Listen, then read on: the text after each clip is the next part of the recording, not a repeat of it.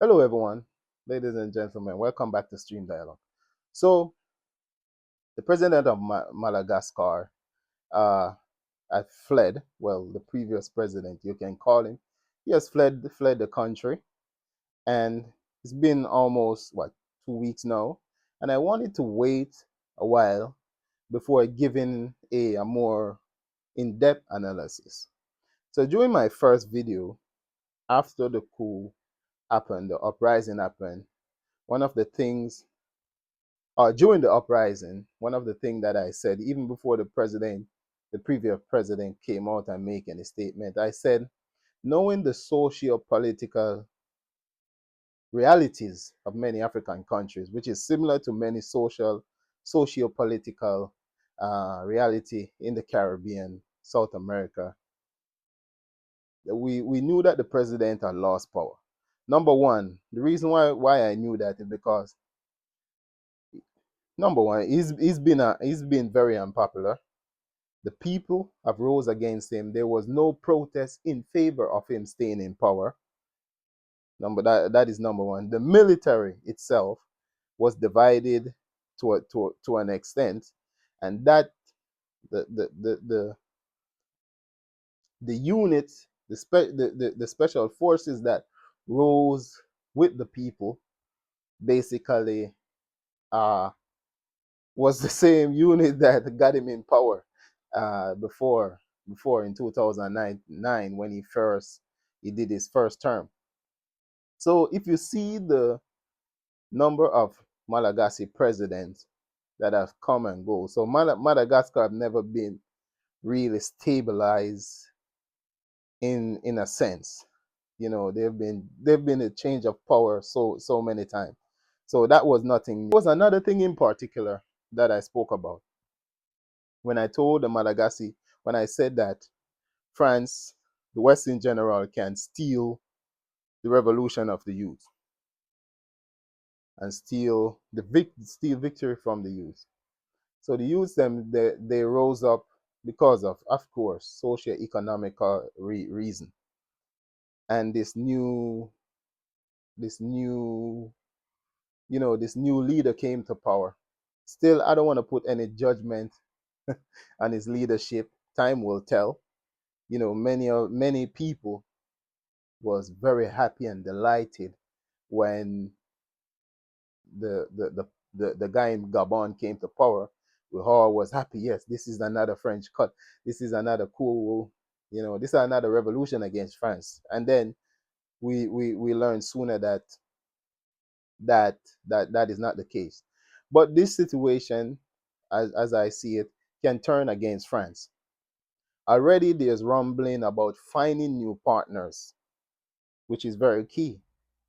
Normally, you know, when there are a lot of puppet comes to power, they try to stick with with the status quo. Yeah, they make a few symbolic changes, as in Gabon, ministers can go on vacation doing this and that. That's just surface stuff. But the core thing we want to see, you know, real tangible things happening in Madagascar. The economic situation, of course, can be improved, but it cannot be improved by having the same elites and oligarchies that are linked to the Western system to continue to feast, to fatten themselves on the Malagasy resources, the people of Madagascar uh, wealth. So we want to see these people, this new leadership, take these steps, and also get rid of foreign forces on your soil. Get rid of these security agreements, because we saw that when the president fled, it is alleged that he was taken away by a French military aircraft, allegedly. So these are the things we need to see to undo the neo-colonial system that is in Madagascar and in other African countries. So, ladies and gentlemen, it is nice that, you know, a lot of us were very happy when a puppet leader get overthrown or get kicked out of office. But let's not change, as Joshua Mapongo like to say, let's not change hyenas for foxes. Yes, the hyena is clear is very brutal, but the fox is very tricky. It lulls you into a false sense of security. It doesn't make a lot of noise, but it will bite you. It will take you out. So the Malagasy youths has to be have to remain mobilized, remain organized. When this government is making the right decision on the right step, as we mentioned, bringing back economic sovereignty towards the country, economic prosperity, meaning taking the resources, because Madagascar is very rich. Madagascar is probably the largest supplier of things like vanilla, nickel, a lot of precious materials within that country. Huge resources.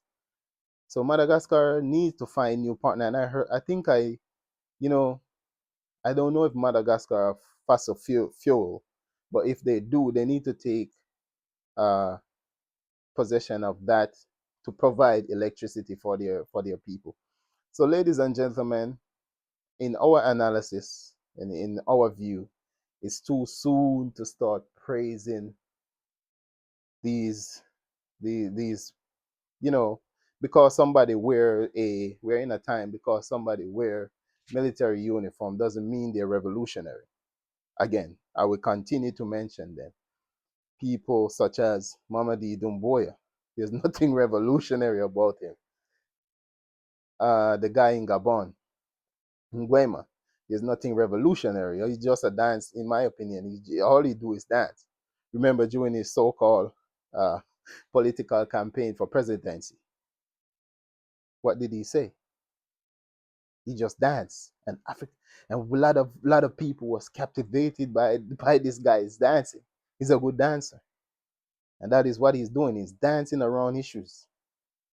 But still, the Malagasy president, they said they want to find new partners, so we will see. And finding new partner has to be, as in his word, win-win situation. So what does Madagascar needs? What can it offer to new partners? What can it receive from new partners? So that is the main issue. So in the long term, in the long run, this could definitely turn against France. And we've seen the African Union suspended Madagascar. In my opinion, I think that's a good thing. When the African Union suspend you, we heard the UN, making noise again. That's a good thing.